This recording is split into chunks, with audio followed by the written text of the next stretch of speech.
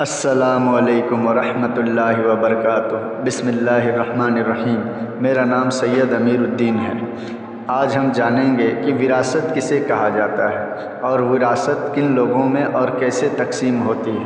وراثت حقیقت میں اس مال کو کہا جاتا ہے کہ اگر کوئی شخص اپنی زندگی میں کمایا ہے اور اس نے سونا جواہرات اور گاڑی گھر مکان کچھ بھی اگر مال چھوڑا ہے تو اس مال کو وراثت کہتے ہیں۔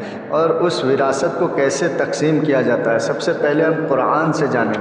قرآن کے سورہ نساء میں اللہ تعالیٰ فرماتا ہے جو مال ماں باپ یا رشتہ دار چھوڑ مریں، تھوڑا ہو یا بہت، اس میں مردوں کا بھی حصہ ہے اور عورتوں کا بھی حصہ ہے۔ یہ حصہ اللہ کے تقسیم کیے ہوئے ہیں۔ اور جب میراث کے تقسیم کے وقت غیر وارث رشتہ دار یا یتیم اور نادار لوگ آ جائیں تو ان کو بھی ان میں سے کچھ دے دیا کرو۔ یعنی کہ اگر وراثت تقسیم ہونے گھڑی رشتہ دار اور یتیم لوگ اگر آ جائیں تو ان کو بھی کچھ دے دیا کرو۔ اور ایسے لوگوں کو ڈرنا چاہیے جو اپنے بعد ننھے بچے چھوڑ جائیں اور ان کو اس بات کا خوف ہو کہ ہمارے مرنے کے بعد ان بیچاروں کا کیا ہوگا۔ بس چاہیے کہ یہ لوگ اللہ سے ڈریں اور درست بات کریں۔ یعنی جو لوگ یہ سوچتے رہتے ہیں کہ میرے مرنے کے بعد میرے چھوٹے چھوٹے بچوں کا کیا ہوگا، تو ایسے لوگوں کو ڈرنا چاہیے اور درست بات کرنا چاہیے۔ جو لوگ یتیموں کا مال ناجائز طور میں کھاتے ہیں وہ اپنے پیٹوں میں آگ بھر رہے ہیں۔ یعنی کہ جو لوگ بھی یتیم یعنی جس کا باپ نہیں ہے اس کا مال اگر ناجائز طور سے کھاتے ہیں وہ اپنے پیٹ میں آگ بھر رہے ہیں اور ضرور دوزخ میں جائیں گے۔ یعنی کہ یہ اللہ کا ایک للکار ہے کہ تم کو کوئی بھی دوزخ سے نہیں بچا پائے گا۔ اللہ تمہارے اولاد کے بارے میں ارشاد فرماتا ہے۔ اب یہاں دیکھیے اللہ تعالیٰ اولاد کے بارے میں کہہ رہا ہے۔ اللہ تمہارے اولاد کے بارے میں ارشاد فرماتا ہے کہ ایک لڑکے کا حصہ دو لڑکیوں کے برابر ہے۔ یعنی کہ ایک لڑکے کو جتنا ملے گا دو لڑکی کو اتنا ہی ملے گا۔ اور اگر اولاد میت میں صرف لڑکیاں ہی ہو تو کل ترکے میں ان کا 2/3 حصہ ہوگا۔ یعنی کہ اگر جو بھی مال ہے اس کا 2 حصہ مانے اس کو 3 حصہ میں تقسیم کریں گے، اس کا 2 حصہ جو ہے وہ لڑکی کا ہوگا۔ اور اگر صرف ایک لڑکی ہے لڑکا نہیں ہے تو اس کا آدھا حصہ ہوگا۔ یعنی کہ اس کا آدھا حصہ ہوگا اور آدھا حصہ جو بچے گا وہ باپ کے اس میں چلا جائے گا۔ یعنی کہ باپ کو مل جائے گا، باپ کے جتنے بھی اولاد ہوں گے ان کو مل جائے گا۔ اور میت کے ماں باپ کا یعنی دونوں میں سے ہر ایک کا ترکے میں سے 1/6 حصہ ہے۔ یعنی کہ مال کو 6 حصوں میں تقسیم کیا جائے گا، اس کا ایک حصہ جو ہے وہ ماں کا ہے اور ایک حصہ باپ کا ہے، بشرط ہے کہ میت کے اولاد ہوں۔ اگر میت کے اولاد ہوں تو ماں باپ کا کل سمپتی میں 6 حصہ کیا جائے گا، ایک حصہ ماں کو ایک حصہ باپ کو دیا جائے گا اور 4 حصہ اولادوں میں بیویوں میں تقسیم ہوگا۔ اور اگر اولاد نہ ہو صرف ماں باپ ہوں تو ترکے میں سے 1/3 حصہ ماں کا ہوگا۔ یعنی کہ اس دولت کو 3 حصہ کیا جائے گا، اس میں سے 1 حصہ ماں کا ہوگا۔ اور اگر میت کے بھائی بھی ہوں تو ماں کا 1/6 حصہ ہوگا۔ یعنی کہ اگر میت کا بھائی اگر ہوگا جس کا انتقال ہوا اگر اس کا بھائی ہوگا تو ماں کا حصہ کتنا ہوگا 1/6 حصہ۔ اور یہ تقسیم اس وقت ہوگا جب میت نے वसीयत किया हो या उसका कर्ज हो पूरा होने के बाद। ये तकसीम कब होगा? जब मैयत किसी को वसीयत कर दिया होगा, उसका वसीयत का संपत्ति उसको दे के, और अगर कर्ज होगा उसका कर्ज का अदायगी करने के बाद ये माल जो है तकसीम होगा। मालूम कि तुम्हारे बाप दादा और बेटे और पोते में से फ़ायदे के लिहाज से कौन तुमसे ज़्यादा करीब है, ये हिस्सा अल्लाह का मुकर्रर किया हुआ है, और अल्लाह सब कुछ जानने वाला और हिकमत वाला है। और जो माल तुम्हारे बीवियां छोड़ मरे, यानी अगर कोई शौहर है उसकी बीवी मर गई है, वो छोड़ के मर जाती है, अगर उनके औलाद ना हो तो आधा हिस्सा तुम्हारा है। अगर औलाद ना हो तो शौहर का आधा हिस्सा है, और अगर उनके औलाद हों तो तुम्हारा हिस्सा 1/4 है, यानी उस दौलत को 4 हिस्सों में तकसीम किया जाएगा, उसका एक हिस्सा तुम्हें मिलेगा और फिर औलाद को तकसीम होगा। और ये तकसीम वसीयत और कर्ज के अदायगी के बाद होगा। और जो माल तुम मर्द छोड़ मरो, अगर तुम्हारे औलाद ना हो तो बीवी का 1/4 हिस्सा है, माने उस माल को 4 हिस्सों में तकसीम करके एक हिस्सा बीवी को दे दिया जाएगा। चौथा हिस्सा है बीवी का है, और अगर औलाद हो तो उसका 1/8 हिस्सा है, यानी कि अगर औलाद भी हैं और बीवी भी हैं और शौहर का फौत हो गया है तो वहाँ पे देखा जाएगा कि बीवी को 1/8 हिस्सा मिलेगा और औलाद में तकसीम होगा। अच्छा, बीवी को जो 1/8 हिस्सा मिलेगा वो चाहे 1 बीवी हो, 2 बीवी हो, 3 बीवी हो, 4 बीवी हो, वो चारों के चारों वही 1/8 हिस्सा में से ही लेंगे। और ये भी वसीयत और कर्ज के अदायगी के बाद दिया जाएगा। और ऐसा मर्द या औरत हो जिसके ना बाप हो ना बेटे, मगर उसके भाई बहन हो, तो तरके में से हर एक का 1/6 हिस्सा है। माने ऐसा मैयत हो जिसका ना बाप हो और ना बेटा हो, मगर उसका जो है भाई बहन है, तो उन लोग को विरासत चला जाएगा। छठा हिस्सा है, और अगर एक से ज़्यादा भाई बहन हो तो उनमें से सब 1/3 में शिरकत होंगे, यानी कि अगर एक से ज़्यादा भाई बहन है तो सबको 1/3 हिस्से में से तकसीम किया जाएगा, यानी 1/3 हिस्से में से सब भाई बहन को दिया जाएगा। ये हिस्सा भी बाद अदायगी वसीयत और कर्ज के तकसीम होंगे। ये फरमान अल्लाह का है, और अल्लाह तमाम इल्म वाला और बुर्दबार है। और जो शख्स अल्लाह और उसके रसूल सल्लल्लाहु अलैहि वसल्लम की फर्मा बरदारी करेगा, अल्लाह उसको बहिश्त में दाखिल करेगा जहाँ नहरें बह रही हैं, और वो वहाँ हमेशा हमेशा रहेंगे। और जो नाफरमानी करेगा अल्लाह और उसके रसूल की, तो अल्लाह उनको दोज़ख में दाखिल करेगा और वो हमेशा उसमें रहेंगे और उनको अज़ाब होगा। तो ये हो गया कुरान के तरफ से, ये हमें बता दिया गया।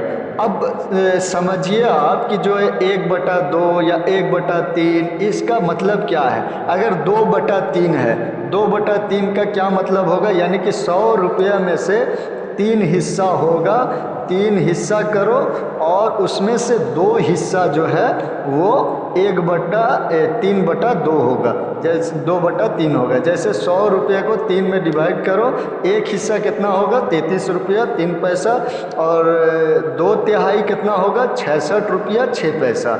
इस तरह से 1/4 जो होता है ये भी 100 में 4 डिवाइड होगा और 25 निकलता है, तो 1/4 चौथा हिस्सा जो है वो 25 होगा। ये आप समझ लीजिए। अच्छा, ये तो हो गया कुरान का पैगाम। कुरान में विरासत के मामले में इतना कहा है और इसे अल्लाह ताला ने समझाया। अब हम देखेंगे कि विरासत क्या, हदीस में विरासत के बारे में क्या है। तो विरासत 3 हिस्सों में तकसीम होती है। विरासत के जो है 3 किस्में हैं। سب سے پہلے سمجھ لیجئے وراثت کے 3 قسمیں ہیں۔ پہلا قسم، پہلے طبقے کے لوگ کون ہیں؟ پہلے طبقے کے جو لوگ ہیں وہ ہوتے ہیں اس کے قریبی، یعنی کہ ماں، باپ، بیٹا، بیٹی اور بیوی۔ اب آتے ہیں دوسرے طبقے میں۔ دوسرے طبقے میں کون آتے ہیں؟ دوسرے طبقے میں اس کے رشتہ دار آتے ہیں، یعنی بہن، بھائی، دادا، دادی، نانا، نانی، ان کو وراثت ملے گا۔ تیسرے طبقے میں کون آتے ہیں جن کو وراثت ملے گا؟ وہ ہوتے ہیں چاچا، پھپھو، ماموں، خالہ اور ان کے بچے۔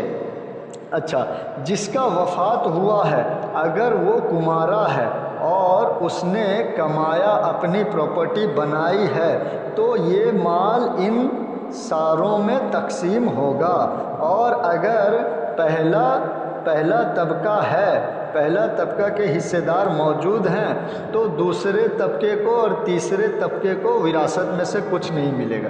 یہ مسئلہ بہت اہم ہے، آپ سمجھ لیجئے۔ مطلب کہ اگر ایک کمارا نوجوان ہے اور اگر اس کا وفات ہو گیا، اس کے پاس اچھا خاصا پراپرٹی ہے، اگر اس کے پہلے طبقے کے لوگ میں سے کوئی موجود ہے، یعنی کہ اگر وہ کمارا ہے تو اس کی تو بیوی نہیں ہے اور بیٹا بیٹی بھی نہیں ہے، لیکن اگر ماں باپ میں سے کوئی موجود ہے تو یہ ماں باپ کو، پہلا طبقہ کو ملے گا، دوسرے طبقے کو اس میں سے نہیں ملے گا۔ اچھا، پہلا طبقہ میں بھی اس کو تقسیم کا الگ الگ سسٹم ہے۔ اچھا، اور اگر ماں باپ، بیٹا بیٹی اور بیوی نہیں ہیں تو پھر وراثت دوسرے طبقے میں چلا جائے گا، یعنی کہ اگر یہ 5 نہیں ہیں تو وراثت دوسرے طبقے کو ملے گا، بہن، بھائی، دادا دادی اور نانا نانی۔ اور اگر تیسرے طبقے کو کچھ نہیں ملے گا، اور اگر دوسرے طبقے کے کوئی نہیں ہیں تو وراثت تیسرے طبقے یعنی چاچا، پھوپھو، ماموں، خالہ اور ان کے اولاد میں چلا جائے گا۔ یہ وراثت اس وقت تقسیم ہوگا جب میت کا قرض اور اس کی وصیت پوری ہو جائے گی، یعنی اگر اس کا کوئی قرض ہوگا اور اس کا کوئی وصیت ہوگا، یہ پورا ہو جائے گا تب اس کی وراثت تقسیم ہوگی۔ یعنی اگر اس کا کوئی قرض یا وصیت ہے تو پہلے اس کو پورا کیا جائے گا۔ اچھا، پہلا طبقہ ماں باپ اور بیٹا بیٹی اور بیوی، اگر ان میں سے کوئی نہیں ہے تو اس کو حصہ نہیں ملے گا۔ یہ بات بھی جان لیجئے، اگر ماں باپ نہیں ہیں تو ماں باپ کے دوسرے اولاد کو یہ حصہ نہیں ملے گا۔ اگر ماں نہیں ہے تو ماں کا حصہ کٹ گیا، اگر باپ نہیں ہے تو باپ کا حصہ کٹ گیا، اگر بیٹا نہیں ہے تو بیٹا کا حصہ کٹ گیا، اگر بیٹی نہیں ہے تو بیٹی کا حصہ کٹ گیا، اور اگر بیوی نہیں ہے تو بیوی کا حصہ کٹ گیا، یعنی کہ اس کے کوئی رشتہ دار، قریبی، اس کے اولاد، ان کو حصہ نہیں ملے گا۔ یہ پہلے سمجھنے والی بات ہے، یعنی کہ اگر بیٹا نہیں ہے، ایک بیٹی ہے تو وراثت بیٹی میں چلا جائے گا، بیٹے میں نہیں جائے گا۔ اگر ان میں سے کوئی نہیں ہے تو ان کو نہیں ملے گا۔ مثال کے طور پر ایک انسان شادی شدہ ہے، اس کے ماں یا باپ میں سے کوئی ایک زندہ ہے اور ایک بیوی ہے اور بیٹا نہیں ہے، صرف 2 بیٹی ہیں، تو ماں یا باپ میں سے جو ہوگا پہلے کل مال کا 1/6 حصہ اس کو ملے گا۔ یعنی اگر کوئی شخص 12 لاکھ روپیہ کا سمپتی چھوڑتا ہے، یعنی گھر، گاڑی اور زمین اور اس کے دکان، یہ سب ملا کے اگر 12 لاکھ روپیہ ہوتے ہیں تو 12 لاکھ کو 6 میں ڈیوائڈ کیا جائے گا، 2 لاکھ روپیہ بنتا ہے، 2 لاکھ روپیہ ماں کا ہوگا۔ اگر باپ بھی زندہ ہے تو 2 لاکھ روپیہ باپ کو ملے گا، اور اگر ماں باپ میں سے کوئی ایک زندہ ہے تو انہیں 2 لاکھ روپیہ ملے گا، اور اگر دونوں ہی زندہ نہیں ہیں تو ان میں سے کسی کو نہیں ملے گا۔ اچھا، اتنے والدین کو ملے گا، اتنا رقم جو ہے والدین کو ملے گا۔ پھر بیوی کو اگر ایک بیوی ہے یا اس سے زیادہ ہے تو سارے بیویوں کو 1/8 حصہ ملے گا، یعنی کہ اگر بیوی موجود ہے تو کل 12 لاکھ کے سمپتی میں سے 1/8 حصہ یعنی کہ 1.5 لاکھ روپیہ وہ جو ہے بیوی کو ملے گا۔ یہ مسئلہ آپ سمجھ جائیں، اور اگر بیوی نہیں ہے تو بیوی کو کچھ نہیں ملے گا۔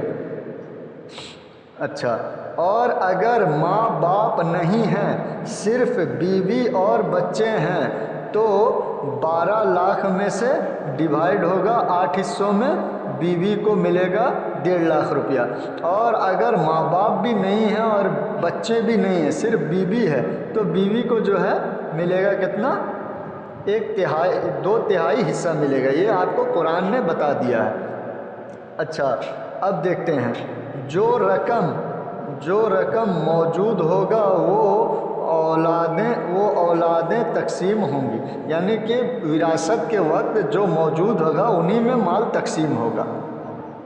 अब जो है माँ बाप और बीवी के कटने के बाद जो संपत्ति बचेगा, यानी कि अगर माँ बाप नहीं है तो सिर्फ बीवी है, तो बीवी को 1.5 लाख देने के बाद जो बचेगा 10.5 लाख वो औलादों में तकसीम होगा।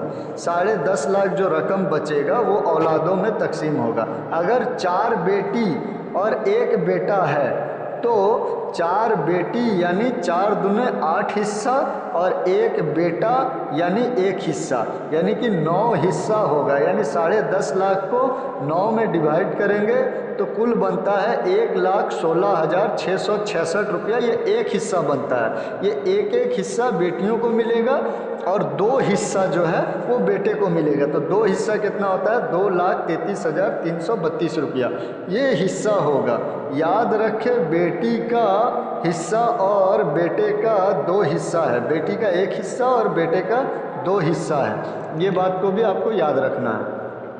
और ये हिस्सा बाप के सारे औलाद में तकसीम होगा, यानी कि बाप अगर दूसरा शादी किया और दूसरी बीवी का औलाद है तो उनको भी इसी तरीके से हिस्सा मिलेगा। बेटे का 2 हिस्सा, बेटी का 1 हिस्सा। चाहे वो बेटा कमाने वाला हो या ना कमाने वाला हो, चाहे वो बेटी बाप का खिदमत की हो या ना की हो, चाहे वो औलाद फर्मा बरदार हो या नाफरमान हो, चाहे कोई औलाद अमीर हो या गरीब हो, लेकिन विरासत जो है इसी तरह से सब में बराबर तकसीम होगा। ये मसला भी आप समझ लें। बहुत से आदमी बोलते हैं अरे उसने तो कुछ किया नहीं है, उसको कुछ नहीं मिलेगा। तो ये जो है अगर कोई ऐसा नहीं देता तो उसका दौलत हराम है, ये बात को भी समझ लें।